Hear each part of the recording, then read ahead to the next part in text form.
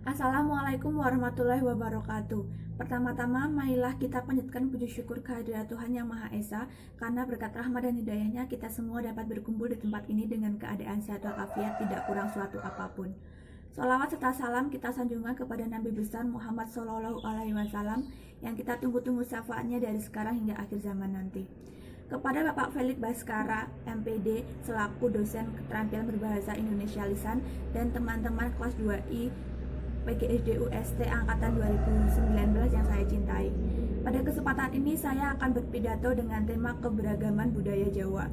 Seperti yang kita tahu, dengan semakin majunya ilmu pengetahuan dan teknologi, kita semua dapat dengan mudah mendapatkan informasi-informasi mengenai apa saja yang ada di dunia. Salah satunya yaitu informasi mengenai kebudayaan yang ada di Indonesia. Dan contohnya kebudayaan yang ada di Jawa. Seperti yang kita tahu bahwa Jawa terbagi atas 3 bagian, yaitu Jawa Barat, Jawa Tengah, dan juga Jawa Timur. Walaupun sama-sama berada di Pulau Jawa, tetapi ketiga bagian itu memiliki kebudayaan yang berbeda-beda dan beragam. Setiap daerah itu memiliki kebudayaannya masing-masing. Jawa Barat memiliki kebudayaan yang didominasi oleh 2 kebudayaan, yaitu kebudayaan Sunda dan juga kebudayaan Cirebon. Kebudayaan Sunda berkembang di tanah Pasundan, Tataran Sunda, dan juga tanah Priangan.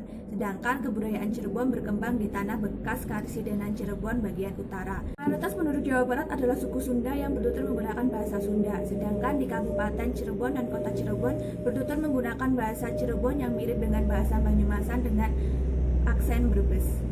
Rumah adat Jawa Barat ada beberapa macam, yaitu rumah badak Yuti, rumah toko anjing, imah Julangapa, imah Capit Gunting, imah Para Hukum Warap, imah Jalopong, Lengkong, dan juga Citalang.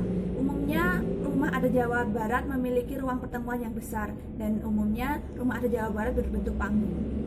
Pakaian adat Jawa Barat umumnya dikelompokkan menjadi 2, yaitu pakaian adat Priangan dan pakaian adat Cirebon. Masyarakat umumnya mengenal pakaian adat berdasarkan golongannya. Yang pertama, baju pangsi dan kebaya Sunda biasanya digunakan oleh rakyat biasa. Baju bedahan dan kebaya biasanya digunakan oleh rakyat menengah. Lalu jas beludru, sulam benang emas biasanya digunakan oleh golongan bangsawan, dan beskap biasanya digunakan oleh mojang dan jajaka. Ada juga pakaian adat untuk pengantin Sunda dan baju adat Sunda untuk anak-anak. Kesenian daerah Jawa Barat yang masih dilestarikan hingga sekarang adalah wayang golek, tari jaipon, sisingan, baju dolan, cianjuran, rampak gendang, dan juga kecapi suling. Seni tari daerah Jawa Barat dibedakan menjadi 2, yaitu tarian klasik dan juga tarian kreasi. Tarian klasik adalah tarian yang masih kental dengan tradisi Jawa Barat, sedangkan tarian kreasi adalah tarian yang sudah disesuaikan dengan perkembangan zaman. Lagu daerah Jawa Barat yang terkenal adalah Bubui Bulan, Tokecang, Manuk Dadali, dan juga Warung Pojok, dan sebagainya. Kebudayaan Jawa Tengah merupakan hasil pemikiran dari suku Jawa itu sendiri yang dituangkan menjadi tradisi dan dipertahankan hingga saat ini. Mayoritas penduduk di Jawa Tengah merupakan suku Jawa itu sendiri. Namun, suku minoritas juga tidak kalah penting, misalnya saja suku Tionghoa, terutama bagi yang berada di kawasan perkotaan yang bergerak di bidang perdagangan dan juga bidang jasa. Bahasa Indonesia masih menjadi bahasa resmi di Jawa Tengah, akan tetapi untuk kesehariannya masyarakat Jawa Tengah menggunakan bahasa Jawa. Bahasa Jawa dialek Jogja Solo digunakan masyarakat Jawa Tengah dan dianggap sebagai bahasa Jawa standar.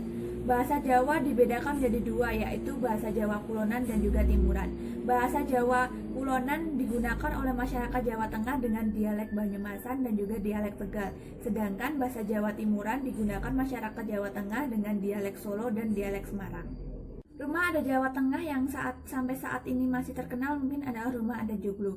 Padahal masih banyak rumah adat yang ada di Jawa Tengah. Rumah adat di Jawa Tengah ini memiliki perbedaan, dan rumah adat di Jawa Tengah tidak hanya sebagai lambang kebudayaan, tetapi juga salah satu lambang strata sosial. Rumah adat yang ada di Jawa Tengah antara lain rumah adat Joglo, rumah adat Panggangpe, rumah adat Tanjung, rumah adat Kampung, dan rumah adat Limasan.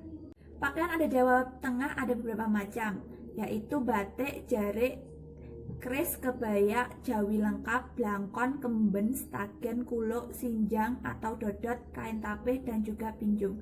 UNESCO menetapkan kain batik adalah kain budaya Indonesia, dan tanggal 2 Oktober merupakan Hari Batik Nasional di Indonesia. Kesenian Jawa Tengah yang masih ada sampai sekarang adalah kesenian wayang. Kesenian wayang muncul sebelum kebudayaan Hindu masuk di Indonesia.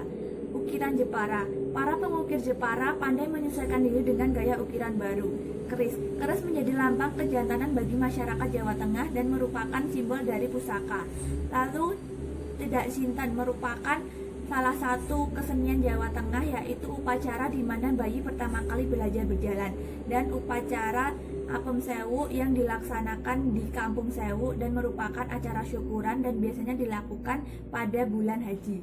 Kebudayaan Jawa Timur masih terpengaruh dari kebudayaan Jawa Tengah, seperti adanya kawasan yang dikenal dengan Mataram. Hal ini menunjukkan bahwa kawasan tersebut dulunya merupakan kekuasaan dari Kesultanan Mataram. Kesenian Jawa Timur memiliki ciri khas yang tersendiri, seperti kebiasaan adat istiadatnya. Contohnya ludruk. Ludruk adalah kesenian Jawa Timur yang cukup terkenal, semacam seni panggung yang pemainnya laki-laki dan menceritakan tentang kehidupan rakyat jelata yang sudah dibumbui dengan humor dan juga kritik sosial, disertai tari reno dan juga parikan. Di Jawa Timur ada beberapa bahasa daerah yang digunakan oleh masyarakatnya, yaitu bahasa Jawa, bahasa Madura, bahasa Tengger, bahasa Osing, dan juga bahasa Kangean. Masyarakat Jawa Timur umumnya menggunakan bahasa Jawa untuk bahasa sehari-harinya. Rumah adat Joglo di Jawa Timur merupakan rumah adat yang terkenal di kalangan masyarakat, yang berbentuk limas dan atapnya yang megah. Kata Joglo sendiri diambil dari atapnya yang berbentuk seperti sebuah gunung. Rumah adat Joglo di Jawa Timur hampir sama dengan rumah adat Joglo di Jawa Tengah yang masih terpengaruh dari agama Islam, Hindu, dan Buddha yang terbentuk menjadi satu bangunan itu.